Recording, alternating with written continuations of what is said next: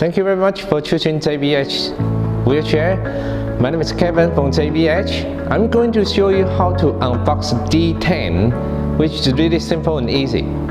First of all, let's open up the top of the cartons by cutting the tab and strap out, and then you can lay down the whole carton and then pull out the units. Really simple and easy. We have already taken out the wheelchair out of the carton. You will find there's a seat cushion, a seat back cushion, a charger, a controller, and also a pack of user's manual, safety belt, a D10 wire, and a battery connecting wire with some simple tools for you available in the future. Next, we need to open up the wheelchair. It's really simple and easy. Just hold the top of the seat back, push the wheelchair to the front a little bit.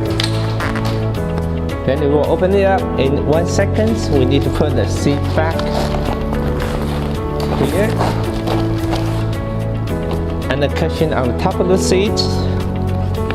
Controller here, we need to insert the pipe into the frame and then armrest, and then turn the lock to tight.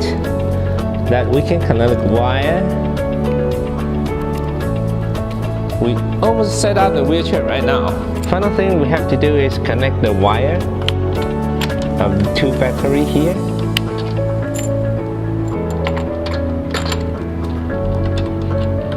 Wheelchair has freewheel mode.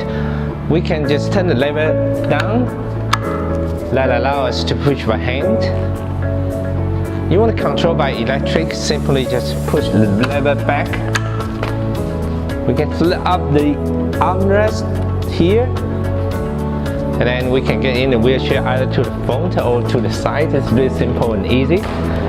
Turn the power on.